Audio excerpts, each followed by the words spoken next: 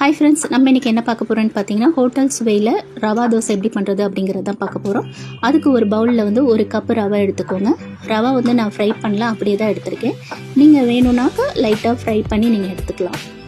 2 spoon வந்து அரிசி மாவு எடுத்துக்கோங்க. 2 ஸ்பூன் வந்து மைதா மாவு எடுத்துக்கோங்க. 2 ஸ்பூன் வந்து தயிர் எடுத்துக்கோங்க. தயிர் எதுக்காகனாக்கா புளிக்கிறதுக்காக. நம்ம இன்ஸ்டண்ட்டாக தான் ரவா தோசை செய்ய போகிறோம். ஸோ அதுக்கு கொஞ்சம் புளிச்சா ஒரு 5 மினிட்ஸில் புளிச்சா நல்லாயிருக்கும் அப்படிங்கிறதுக்காக எடுத்துருக்கோம். ஒரு 1/4 டீஸ்பூன் மிளகு, 1/4 டீஸ்பூன் அரை டீஸ்பூன் வந்து ஜீரகம் எடுத்துக்கோங்க. சால்ட் வந்து தேவையான அளவுக்கு சால்ட் எடுத்துக்கோங்க.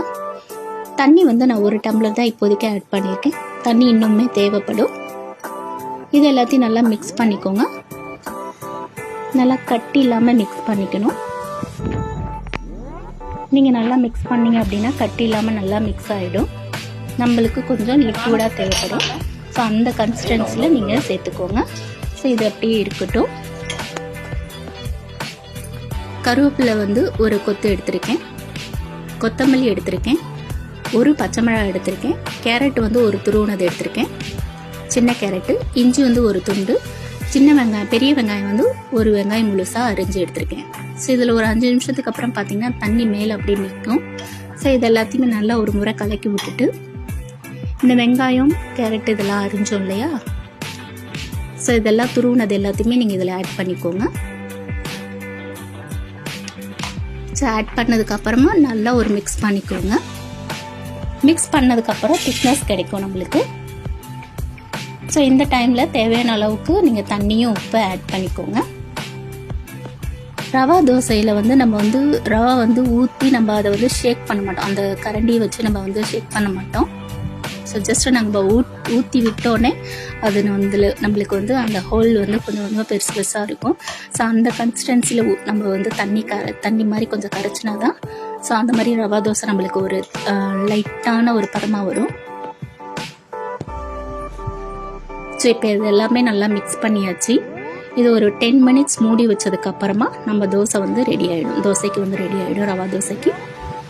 ஸோ பாருங்கள் தண்ணி எல்லாம் எவ்வளோ தூரத்துக்கு நின்றுருக்கு மேலே அப்படின்னு. ஸோ இப்போ வந்து இதை நல்லா மிக்ஸ் பண்ணிங்க அப்படின்னா நம்மளுக்கு ரவா தோசை வந்து ரெடி ஆகிடும். ஸோ கல் சுட்டதுமே ரவா தோசை ஊற்றி எடுத்தோம் அப்படின்னா சூப்பராக இருக்கும். இதுக்கு தக்காளி சட்னி, தேங்காய் சட்னி, ஸோ எது வேணாலும் வச்சு சாப்பிட்டீங்க அப்படின்னா அவ்வளோ டேஸ்ட்டாக ஹோட்டல் சுவையில் அவ்வளோ அருமையாக இருக்கும். கண்டிப்பாக நீங்கள் வந்து இதை செஞ்சு பார்த்துட்டு எனக்கு கமெண்ட் பண்ணுங்கள். ஸோ இந்த வீடியோ உங்களுக்கு பிடிச்சிருந்ததுன்னா ராஜேஸ்வரி மனோகரன் சேனலை வந்து லைக் பண்ணுங்கள், ஷேர் பண்ணுங்கள், மறக்காமல் சப்ஸ்கிரைப் பண்ணிக்கோங்க. தேங்க்ஸ் ஃபார் வாட்சிங். ஹாய் ஃப்ரெண்ட்ஸ், நம்ம இன்றைக்கி என்ன பார்க்க போகிறோன்னு பார்த்தீங்கன்னா, ஹோட்டல் சுவையில் ரவா தோசை எப்படி பண்ணுறது அப்படிங்கிறது தான் பார்க்க போகிறோம். அதுக்கு ஒரு பவுலில் வந்து ஒரு கப்பு ரவை எடுத்துக்கோங்க. ரவை வந்து நான் ஃப்ரை பண்ணலாம், அப்படியே தான் எடுத்திருக்கேன். நீங்கள் வேணும்னாக்கா லைட்டாக ஃப்ரை பண்ணி நீங்கள் எடுத்துக்கலாம். 2 ஸ்பூன் வந்து அரிசி மாவு எடுத்துக்கோங்க. 2 ஸ்பூன் வந்து மைதா மாவு எடுத்துக்கோங்க.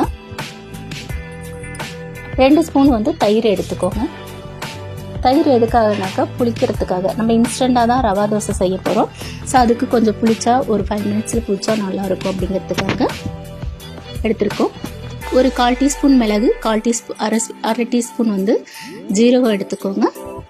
சால்ட் வந்து தேவையான அளவுக்கு சால்ட் எடுத்துக்கோங்க. தண்ணி வந்து நான் 1 டம்ளர் தான் இப்போதைக்கு ஆட் பண்ணியிருக்கேன். தண்ணி இன்னுமே தேவைப்படும். இது எல்லாத்தையும் நல்லா மிக்ஸ் பண்ணிக்கோங்க. நல்லா கட்டி இல்லாமல் மிக்ஸ் பண்ணிக்கணும். நீங்கள் நல்லா மிக்ஸ் பண்ணிங்க அப்படின்னா கட்டி இல்லாமல் நல்லா மிக்ஸ் ஆகிடும். நம்மளுக்கு கொஞ்சம் லிக்விடாக தேவைப்படும். ஸோ அந்த கன்சிஸ்டன்சியில் நீங்கள் சேர்த்துக்கோங்க. ஸோ இது அப்படியே இருக்கட்டும். கருவேப்பிலை வந்து ஒரு கொத்து எடுத்திருக்கேன். கொத்தமல்லி எடுத்திருக்கேன். ஒரு பச்சை மிளகாய் எடுத்திருக்கேன். கேரட் வந்து ஒரு துருவனது எடுத்திருக்கேன், சின்ன கேரட்டு. இஞ்சி வந்து ஒரு துண்டு. சின்ன வெங்காயம், பெரிய வெங்காயம் வந்து ஒரு வெங்காயம் முழுசாக அரிஞ்சு எடுத்திருக்கேன். ஸோ இதில் ஒரு 5 நிமிஷத்துக்கு அப்புறம் பார்த்தீங்கன்னா தண்ணி மேலே அப்படியே நிற்கும். ஸோ இது எல்லாத்தையுமே நல்லா ஒரு முறை கலக்கி விட்டுட்டு, இந்த வெங்காயம் கேரட் இதெல்லாம் அரிஞ்சோம் இல்லையா, ஸோ இதெல்லாம் துருவுனது எல்லாத்தையுமே நீங்கள் இதில் ஆட் பண்ணிக்கோங்க. ஸோ ஆட் பண்ணதுக்கப்புறமா நல்லா ஒரு மிக்ஸ் பண்ணிக்கோங்க. மிக்ஸ் பண்ணதுக்கப்புறம் திக்னஸ் கிடைக்கும் நம்மளுக்கு. ஸோ இந்த டைமில் தேவையான அளவுக்கு நீங்கள் தண்ணியும் உப்பு ஆட் பண்ணிக்கோங்க. ரவா தோசையில் வந்து நம்ம வந்து ரவா வந்து ஊற்றி நம்ம அதை வந்து ஷேக் பண்ண மாட்டோம், அந்த கரண்டியை வச்சு நம்ம வந்து ஷேக் பண்ண மாட்டோம்.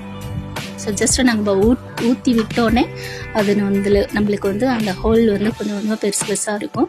ஸோ அந்த கன்சிஸ்டன்சியில் நம்ம வந்து தண்ணி மாதிரி கொஞ்சம் கரைச்சினா தான் ஸோ அந்த மாதிரி ரவா தோசை நம்மளுக்கு ஒரு லைட்டான ஒரு பதமாக வரும். ஸோ இப்போ இது எல்லாமே நல்லா மிக்ஸ் பண்ணியாச்சு. இது ஒரு 10 மினிட்ஸ் மூடி வச்சதுக்கப்புறமா நம்ம தோசை வந்து ரெடி ஆகிடும், தோசைக்கு வந்து ரெடி ஆகிடும், ரவா தோசைக்கு. ஸோ பாருங்கள் தண்ணி எல்லாம் எவ்வளோ தூரத்துக்கு நின்றுருக்கு மேலே அப்படின்னு. ஸோ இப்போ வந்து இதை நல்லா மிக்ஸ் பண்ணிங்க அப்படின்னா நம்மளுக்கு ரவா தோசை வந்து ரெடி ஆகிடும்.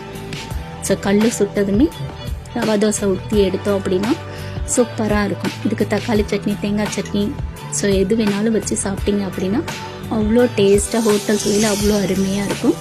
கண்டிப்பாக நீங்கள் வந்து இதை செஞ்சு பார்த்துட்டு எனக்கு கமெண்ட் பண்ணுங்கள். ஸோ இந்த வீடியோ உங்களுக்கு பிடிச்சிருந்ததுன்னா ராஜேஸ்வரி மனோகரன் சேனலை வந்து லைக் பண்ணுங்கள், ஷேர் பண்ணுங்கள், மறக்காமல் சப்ஸ்கிரைப் பண்ணிக்கோங்க. தேங்க்ஸ் ஃபார் வாட்சிங்.